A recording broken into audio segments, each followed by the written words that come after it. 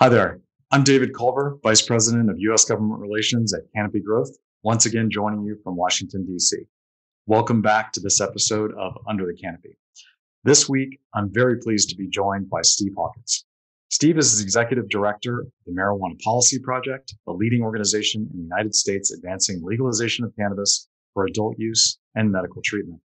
As a graduate of Harvard University and the NYU School of Law, Steve began his career as a civil rights attorney and has worked on a range of policy issues over the last 30 years.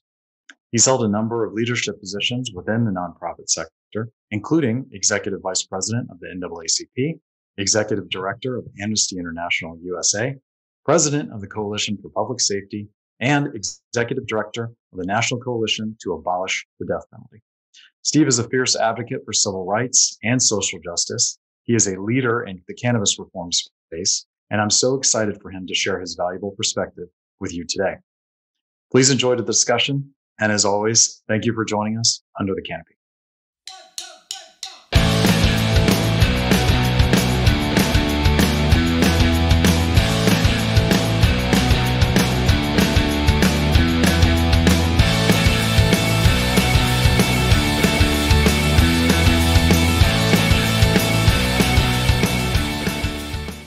Steve Hawkins, thank you so much for joining us on this episode of Under the Canopy. How are you doing today? I'm doing well, David. Glad to be with you. Good. Thanks so much. Lots to cover, lots of excitement in the cannabis space. We're excited to hear from you. But before we begin, how are you and your family doing?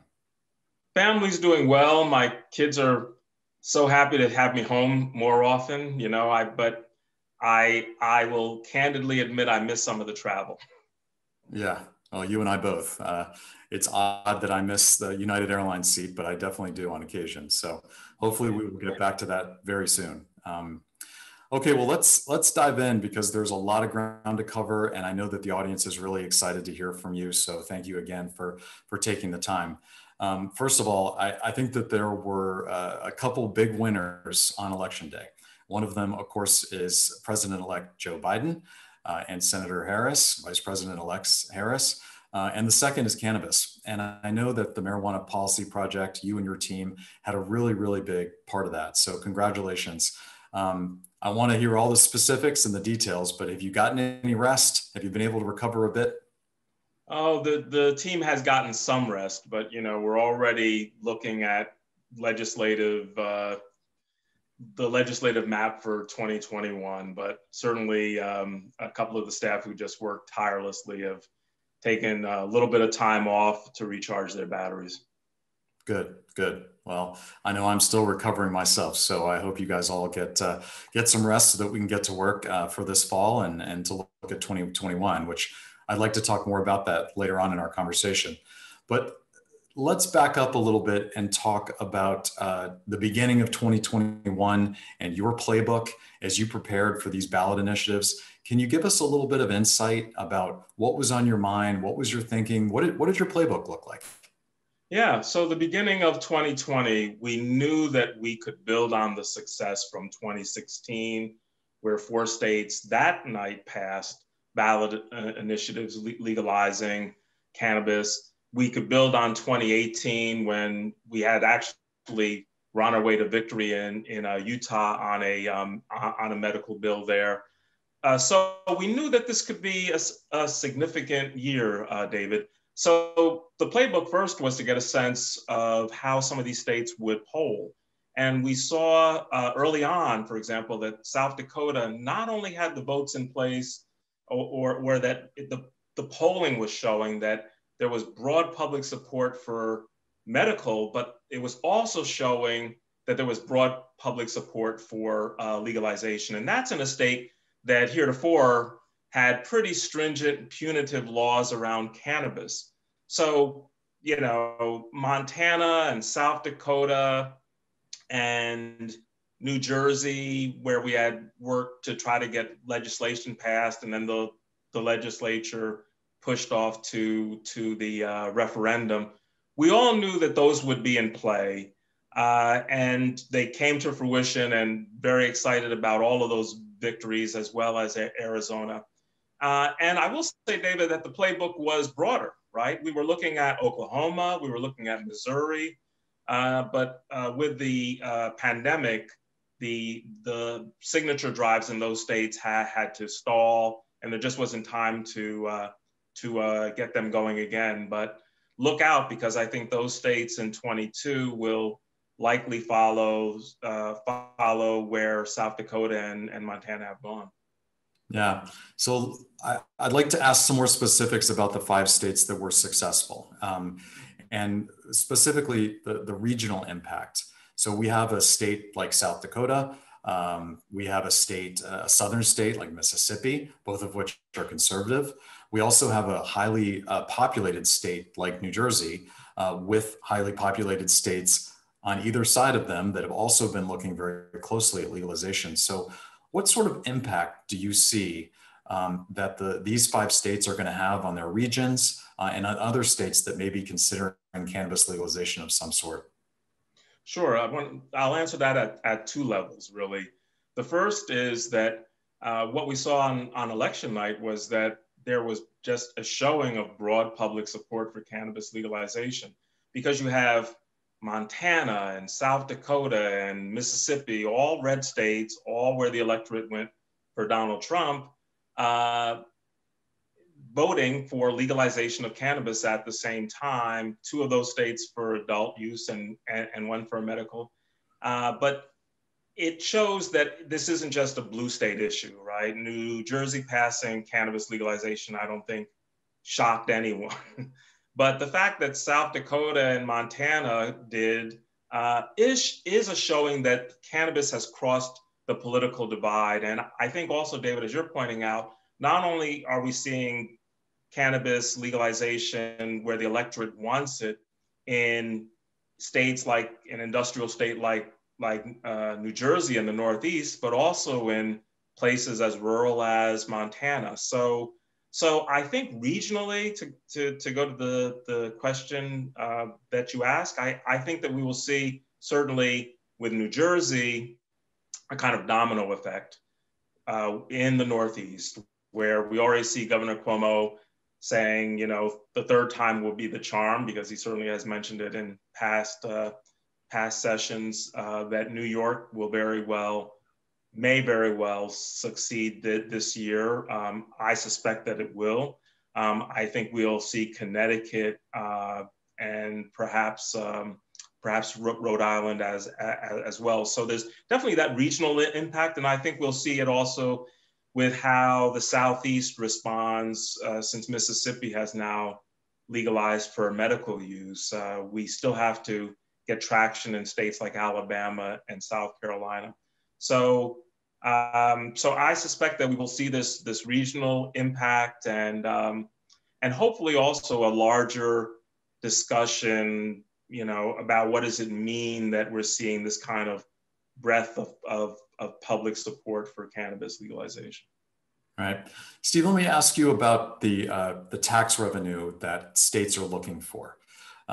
We've heard from a number of staff and governor's offices across the country asking us what type of revenues we think cannabis legalization could generate.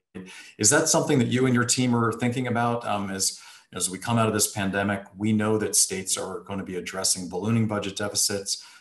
They're going to be looking for new jobs. They're going to be looking for economic impact. Do you think that cannabis can be a part of that? Is that something that governors are thinking about in state capitals? Absolutely, David. We're hearing that certainly in New York. We're hearing that in Connecticut, New Mexico. You know, is also, I think, zeroing in on the potential for tax revenue. And so how we are approaching that, we've always made the economic argument. It's just getting greater salience this year. So in Connecticut, we helped to commission a study that came out from the University of Connecticut, respected economics department there, which showed that Connecticut could generate, you know, up to $1 billion in tax revenue over the next 5 years. And we're making the point that while cannabis certainly won't close what will be some large budget deficits, it can certainly help to you know, bring in resources that can be used for perhaps some particular needs, whether it's around education or local municipalities. So I suspect that we will hear those arguments in New York and Connecticut relatively loudly, and perhaps Rhode Island as well. Yeah, good. So I think I spend a big chunk of my time, or at least I used to, wandering the halls of Congress. I've been doing this for a long time. And talk to our audience a little bit about the impact that a state like South Dakota, for instance, which is conservative and has conservative elected officials, is going to have on our work on Capitol Hill. Yes. I think, David, we are on our way to seeing a game change, precisely because we're now seeing deep red states like South Dakota adopt, cannabis legalization. So what it means is that John Thune woke up Wednesday morning after Election Day and is now representing a state where the electorate has voted for cannabis. He will either become a champion, or at least he will acquiesce as time goes by. But the broader point here, I think, is that we not only will win champions and allies in Congress as we broaden into red states, and we will need that for the Senate for sure. But also, I think, David, it opens up an opportunity for more discussion in conservative media about cannabis legalization. And that's one of the things that we've been doing for the past several months, just working to ensure that we get into the conservative ecosystem a bit more with respect to cannabis. So making sure that we get coverage in red state and some of the conservative blogs and all of that, I think, will benefit our efforts in a Congress, but also I think the efforts in the states. Yeah, good. Well, there's no question in my mind that cannabis is not a partisan issue. It's more of a generational one. And I think your point about some of these elected officials, they're going to have to re-examine their policy position because of the fact that their states have legalized either recreationally or medically as well. So it's going to be an interesting year in Congress, even though it looks like the makeup is going to be relatively the same as it was during this particular Congress that we're in right now. So final question about next year for you and the states. You rattled off quite a few states that are on your mind for 2021. Can you just, for the audience, kind of give us the 5 or 6 that are top of mind for you? Sure.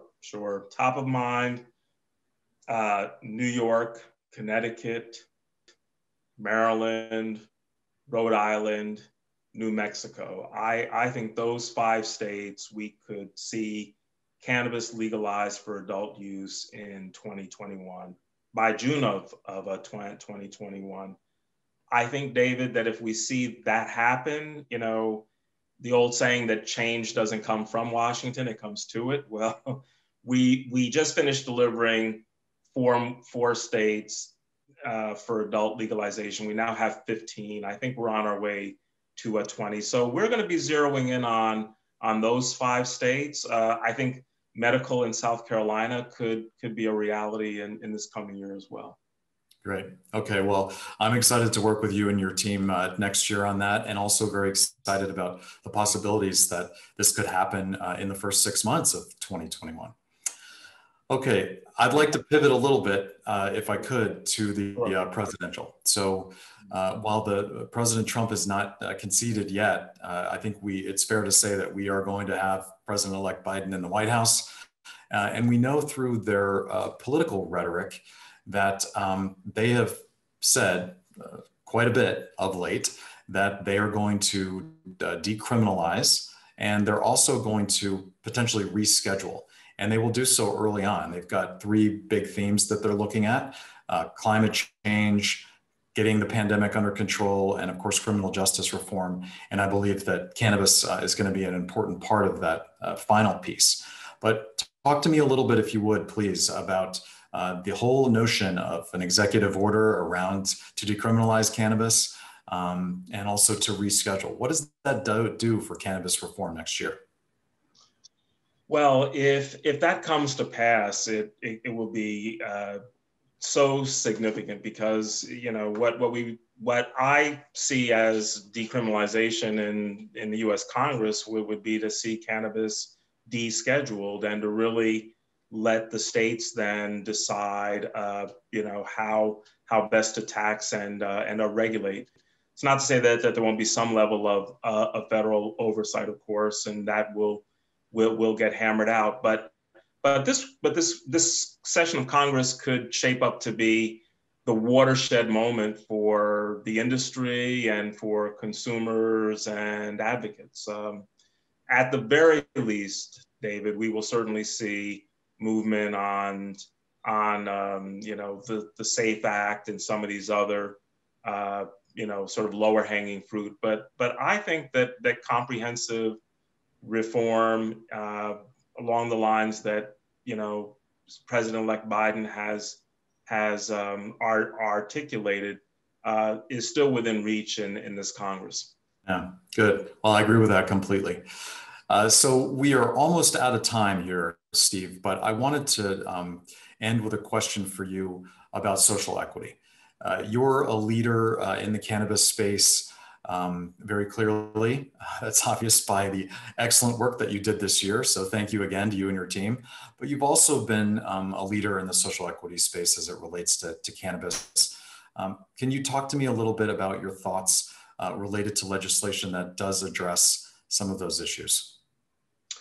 Well, certainly, David, and I would be remiss to say that the work that MPP has done gets done because of a wide range of supporters, and certainly Canopy Growth and the involvement that you all had in Montana certainly helped to make that effort happen. And I suspect that we'll be partners on many things to come. But to speak specifically about equity. Prior to coming to MPP, I did civil rights work and have worked at the NAACP over many years. What is so important in equity is, and I'll say two things about it. First, equity cannot be looked at just simply in the sort of way that we have been in sort of this bubble around it, given the sort of circumstances that we find ourselves with cannabis in right now. And what I mean by that is the limited opportunities for capital injection into companies, how the states have been protective in different ways. So if we see banking regularized, for example, that opens up the opportunity for minority business owners to be able to take advantage of, small business loans. It opens up the opportunity to take advantage of incentive programs that are in place already at the municipal and state level. And these have been the historical ways that minority business owners, small business owners have been able to benefit. So we have this structural problem that I think we address when we're able to finally make some changes at the federal level. And now for the second part, which is, within sort of the box that we find ourselves in now around how we address equity. I think that certainly, we need to think about how licenses get distributed, how resources may allocate back to states that were most impacted, or our communities rather. And part of that, of course, is that we've had in this country a 50-year war on drugs, and communities of color were certainly impacted in that time period. So all of this makes sense. The area that I think gets overlooked here, David, though, is how to ensure that there's more job opportunities for, for communities of color in the existing space. There is much that we can do still that has nothing to do with licenses and how the pie gets divvied. I mean, we know that this is a market and an industry rather that is going to produce still hundreds of thousands of jobs. And so I want to, encourage us to think about how we diversify our workforce within this space, and be certainly thinking about hiring and wanting companies that reflect the diversity of the country. Well, excellent points as always. We are 100% aligned there, and I really appreciate your leadership on this issue and everything else that you do for cannabis reform. You will be someone that we as a company will be looking to next year in terms of the politics, but also in terms of equity, and very much look forward to your guidance as we as a company enter the U.S. market. So thank you on both fronts for all you do and for all your team. You are fabulous to be with us today on this episode of Under the Canopy. I'm really, really grateful to you. I'm excited about next year, and I look forward to our partnership. So thank you again for all you do, Steve Hawkins. Thank you. Anytime, David.